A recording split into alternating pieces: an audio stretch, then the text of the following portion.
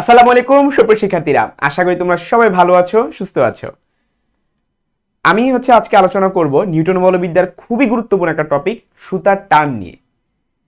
কারণ কি, ঢাকা বোর্ড 2025 সালে এই টপিক থেকে একটা ফুল সিকিউ আসছে, এবং সুতার টান শুধু ঢাকা বোর্ড না, 2025 সালেই আরো কয়েকটা বোর্ডে আসছে, এবং বিগত বছরে কিন্তু সুতার টান থেকে প্রশ্ন আসছে। আমরা প্রথমে সুতার টানের আগে বেসিক জানার চেষ্টা করব, সূত্র জানার চেষ্টা করব, কখন কোনটা অ্যাপ্লাই করব, তারপরে এটা সলভ করব, এবং ফিউচারে আর কীরকম প্রশ্ন আসতে পারে সেগুলো নিয়ে আলোচনা করব। প্রথমে চলো আমরা আলাদা একটা স্লাইড খুলে আগে বোঝার চেষ্টা করি যে সুতার টান এটা কিভাবে কাজ করে। তুমি ধরো কোন একটা সুতাকে, যেহেতু টান ক্রিয়েট হইতেছে, সো অবশ্যই কোন একটা কিছু একটা ঝুলায় থাকা রাখা লাগবে না, কারণ শুধু সুতার কি তোমার কোনো ফোর্স প্রয়োগ করবে নাকি?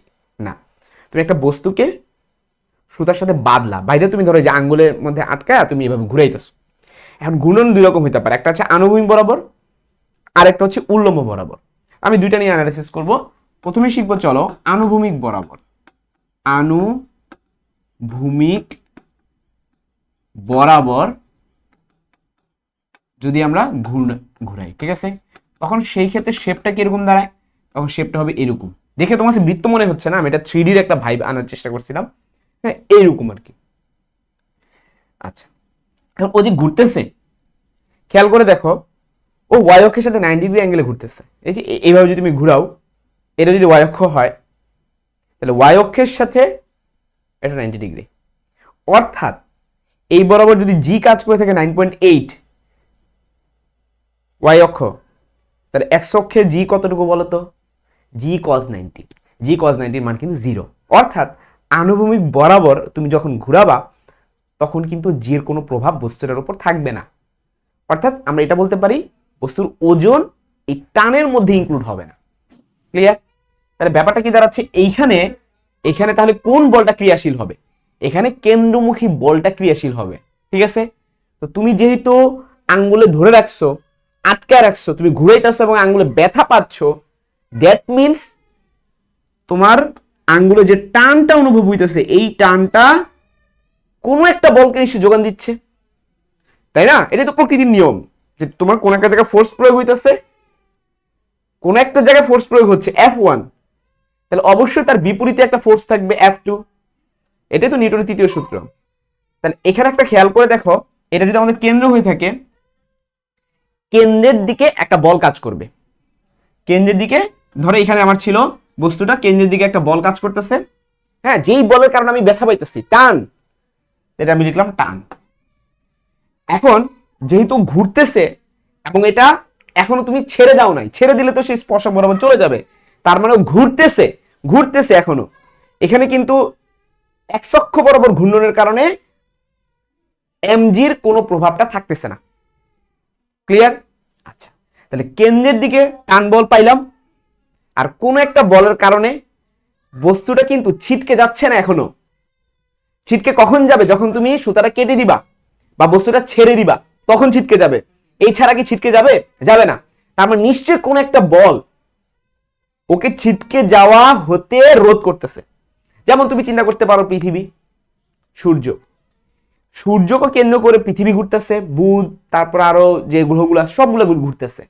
আমাদের কোশ্চেন হলো যে এটা কেন ছিটকে চলে যাচ্ছে না গ্রহগুলা? কারণ এখানে কেন্দ্রমুখী বল ক্রিয়াশীল। কেন্দ্রমুখী বল এমন একটা বল যা ওকে কেন্দ্রের দিকে ধরে রাখে। যেমন এই বস্তুটা তো স্পর্শক বরাবর যদি আমি আঁকি, তাহলে এটা কিন্তু এই বরাবর ছিটকে চলে যাওয়ার কথা, কিন্তু কেন্দ্রমুখী বল হইতাছে কেন্দ্রের দিকে ওকে ধইরা রাখবে, ওকে ধরে রাখবে। ও চলে যাওয়ার কথা এদিকে, ও চলে যাওয়ার কথা এই স্পর্শক বরাবর, কিন্তু যাবে না, কারণ কেন্দ্রমুখী বল ওকে এই দিকে, কেন্দ্রের দিকে ধরে রাখতে চাবে। তাহলে কি ঘটনা ঘটলো, যে এই বরাবর টান বল ক্রিয়াশীল আর এই বরাবর হচ্ছে কেন্দ্রমুখী বল এফসি ক্রিয়াশীল। এখন নিউটন সাহেব একটা কথা বলছিলেন, উনি বলছেন প্রত্যেক ক্রিয়ার সমান বিপরীত প্রতিক্রিয়া রয়েছে, তাহলে বাহিরের দিকে অবশ্যই আমরা কি পাবো? কেন্দ্র বিমুখী বল পাবো। এটা অ্যাকচুয়ালি কাল্পনিক একটা বল, এটার কিন্তু কোনো ফিজিক্যাল সিগনিফিকেন্স নাই, আগে বলে রাখলাম। এটা দ্বারা বোঝাচ্ছি আমরা যে কেন্দ্রমুখী বলের বিপরীতে যে বলটা কাজ করে কেন্দ্র বিমুখী বল, দ্যাটস ইট, আর কিছুই না। তাহলে এখানে আমরা এটা বলতে পারি যে টি এবং এফসির মানের দিক দিয়ে অবশ্যই সমান হবে আণবিক বরাবর ঘুরাইলে। তাহলে টি ইজ ইকুয়াল টু এফসি। এখন এফসি মানে কি? এফসি মানে হচ্ছে কেন্দ্রমুখী বল, কেন্দ্রের দিকে যে বলটা কাজ করতেছে। তো আমরা জানি এফ ইকুয়াল এম এ, তাহলে এটা কি হবে, কেন্দ্রের দিকে যে ত্বরণটা কাজ করতেছে, কেন্দ্রের দিকে যে ত্বরণ কাজ করে সেটাকে বলে কেন্দ্রমুখী ত্বরণ, এবং তার ফর্মুলা হচ্ছে a equal to v square by r. তাহলে জিনিসটাকে আমরা এইভাবে লিখতে পারি, এফসি মানে কি এম এ, এসি, সিতে আমি হচ্ছে বুঝতে যেতেছি যে সেটা সেন্ট্রিফিউগাল কেন্দ্রের দিকে, তাহলে এসি এর মানটা তুমি বসায় দাও ভি স্কয়ার বাই আর। তাহলে আমরা এটা পেয়ে গেলাম, সুতার টান সমান সমান এম ভি স্কয়ার বাই আর। শেষ, আমাদের টপিক আনুভূমিক বরাবর এখানেই শেষ। ক্লিয়ার? আনুভূমিক বরাবর ঘুরাইলে কোনো এমজি প্রভাব নাই। কেন নাই? কারণ এমজি কস থেটা, থেটার মান 90 ডিগ্রি হওয়ার কারণে এখানে আমাদের কিন্তু কোনো প্রভাব থাকতেছে না। গেল, এখন চলে যাব আমরা উল্লম্ব বরাবর ঘূর্ণন।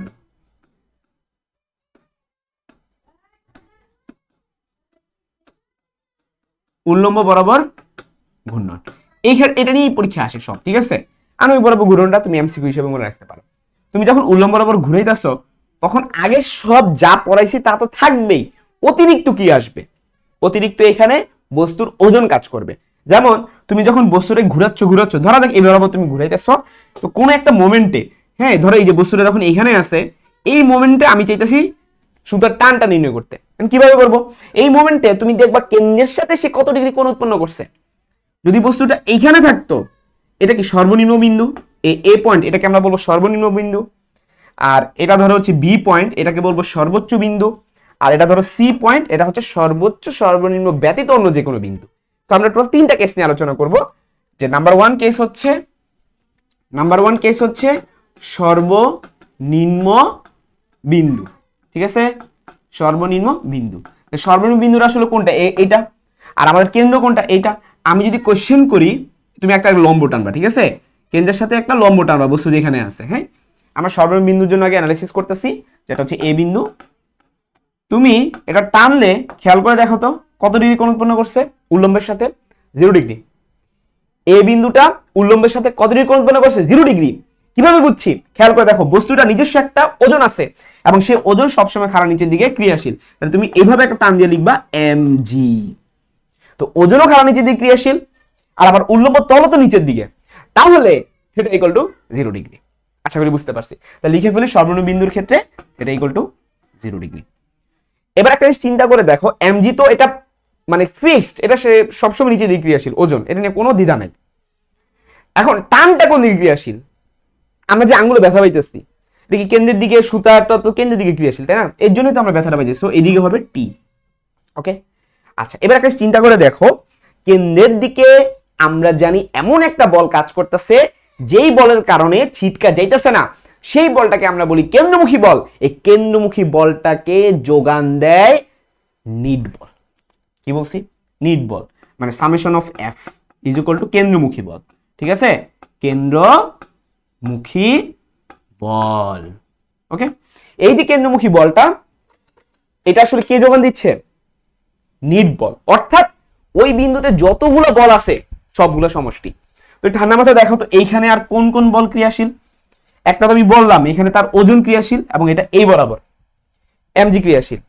আরেকটা কি ক্রিয়াশীল বলতো? আরেকটা হইতাছে টান ক্রিয়াশীল। তাহলে টান হইতাছে গিয়ে উপরের দিকে, খেয়াল করো, টান হইতাছে গিয়ে উপরের দিকে টি, আর আমাদের ওজন হইতাছে গিয়ে নিচের দিকে এমজি।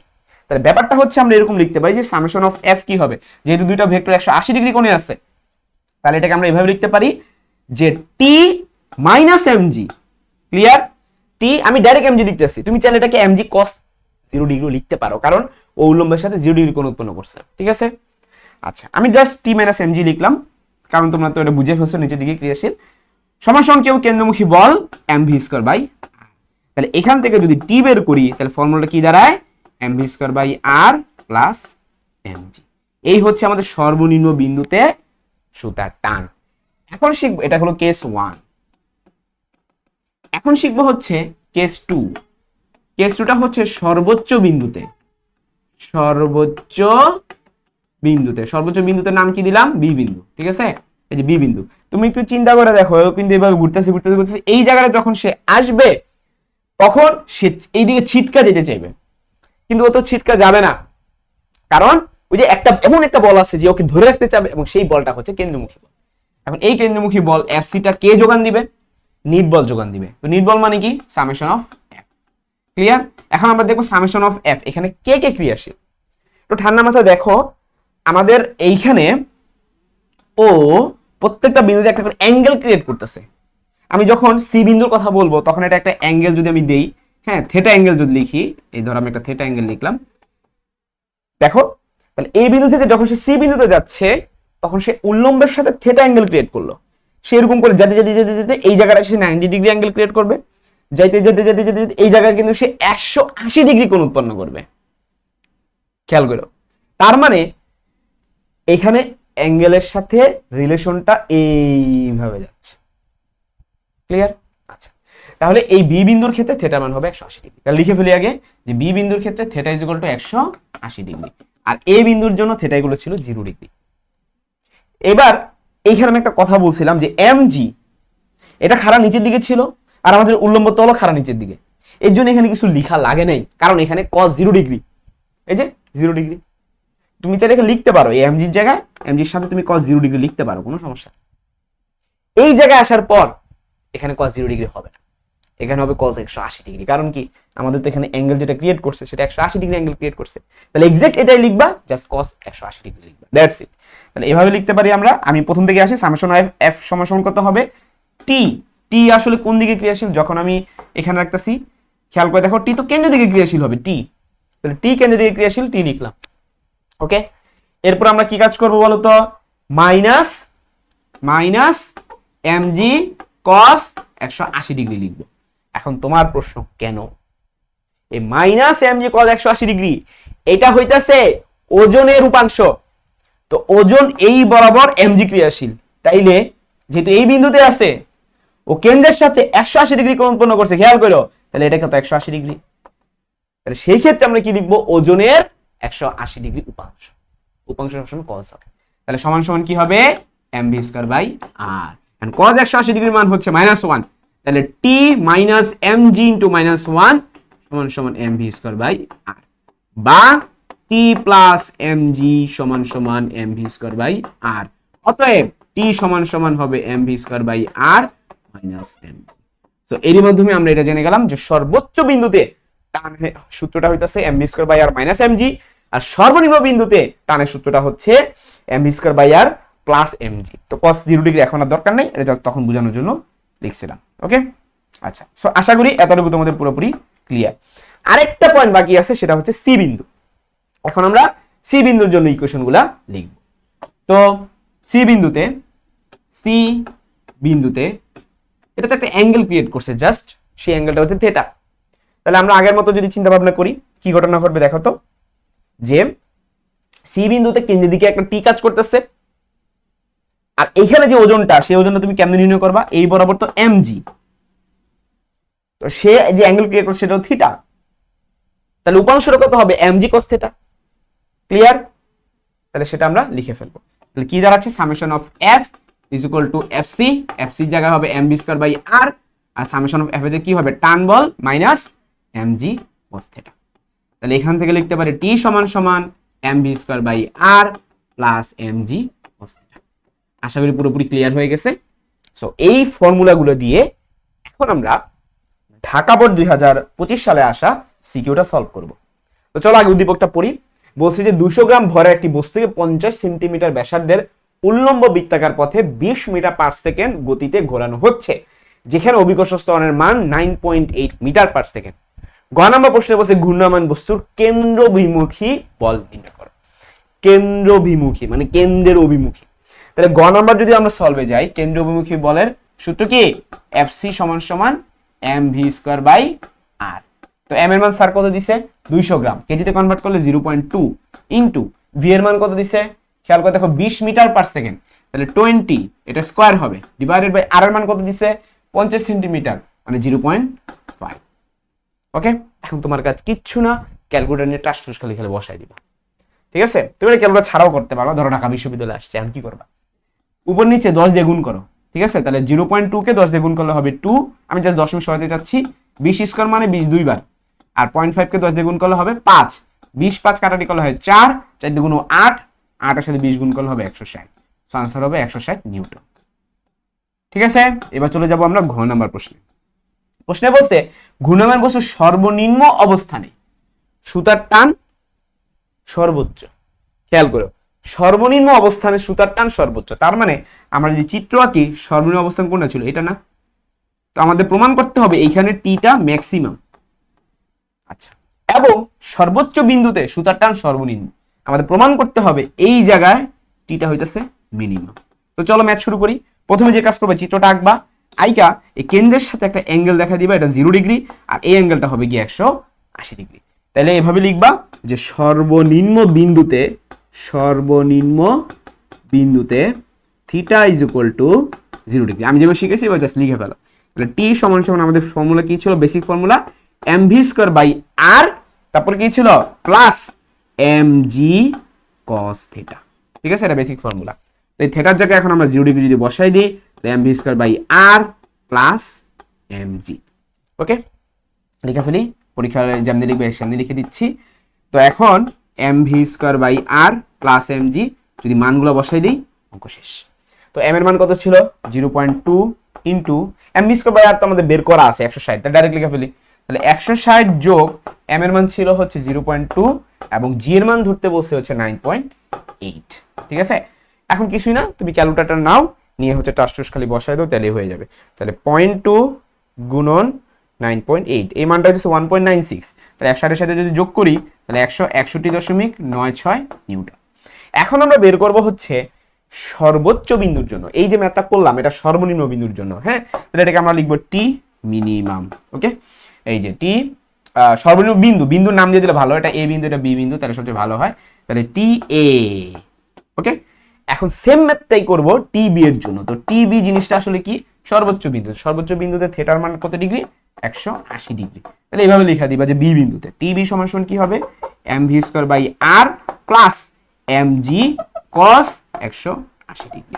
cos 180 ডিগ্রি মান যেহেতু -1 সো মাইনাস হয়ে যাবে, তাহলে mv square by r minus mg। তো mv স্কয়ার বাই আর এর মান তো জানি 160, mg এর মান জানি হচ্ছে একটু আগে দেখছিলাম 1.96, তাহলে -1.96। তাহলে মাইনাস যদি করে ফেলে এটা কত আসবে, 158.04 নিউটন। তাহলে একটা চিন্তা করে দেখো যে টি এর মানটা কিন্তু টিবির চাইতে বড় আসছে, টি এ গ্রেটার দেন কত, টিবি। তাহলে আমাদের এই লাইনটা তো প্রমাণ হয়ে গেল। টি এ মানে কি ছিল, টি এ মানে ছিল সর্বনিম্ন অবস্থান। তাহলে সর্বনিম্ন অবস্থানে আমাদের সুতার টান কি বেশি আসছে না? আর টিবি মানে কি ছিল, সর্বোচ্চ অবস্থান সুতার টান কি কম আসছে, সেটাই প্রমাণ হয়ে গেল। শেষ, মানে পরীক্ষা খাতা যেভাবে লিখবে আমি ঠিক সেভাবে গুছিয়ে লিখে দিছি। আশা করি তোমরা এই পুরা সিকিউরিটা খুব ভালো মতো বুঝতে পারছো। কোনো ধরনের সমস্যা থেকে থাকলে অবশ্যই কিন্তু কমেন্ট সেকশনে জানাবা।